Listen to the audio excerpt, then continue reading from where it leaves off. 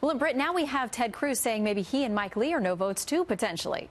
My guess is, Shannon, that they can get Lee and Cruz. The other four are a huge problem, particularly Rand Paul. I think they may get Lisa Murkowski this time. They didn't have her the last time when it failed. McCain is gone. He's not for this. I don't see Susan Collins. Her doubts, I think, are pretty firm. Rand Paul, you put yourself in the position of Mitch McConnell trying to round up a vote from his fellow Kentucky Republican Rand Paul. Rand Paul is basically incoherent on the subject of this bill. Remember a little skinny repeal bill that failed?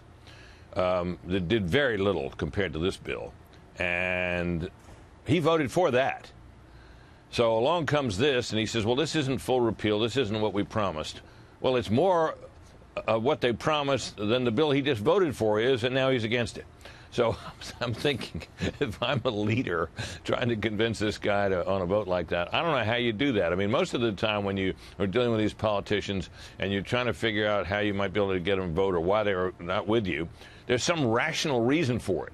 Well, they say, well, at home, this is just poison for me. It's political suicide. Well, you can understand that. Or this hurts my state. Well, you might be able to sweeten it for that state. But when somebody's argument, it just doesn't make any sense at all. I don't know how you do it, and I'm not sure they can. So I think this looks pretty bleak. Well, Senator Cassidy, who is also a doctor, just like Senator Paul is, has said that, the door is open. And apparently, he's reached out. There haven't been conversations, at least not when Cassidy was on the show talking with Bill last week. So we wonder if they've had any conversation. In the meantime, Susan Collins, another GOP senator that the White House knows they have to win over. Here's a bit of what she's had to say.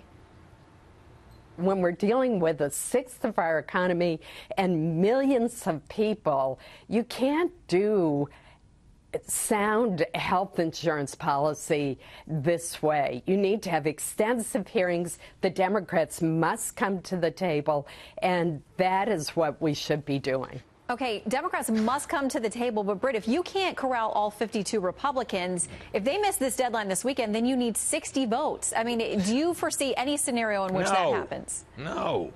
I mean, this business, McCain objected to this, too, that it's not bipartisan. Well, there is no bipartisanship available on this issue. Democrats are in lockstep. They want to keep Obamacare in place to the greatest extent they can. They're not going to vote for anything that moves it out to the states. They're not going to vote for that. You're not going to. This bill is a reflection of the deep differences within the country on this issue and others. And this is simply not a case where you can do anything like what the Republicans are trying to do and expect any Democratic support.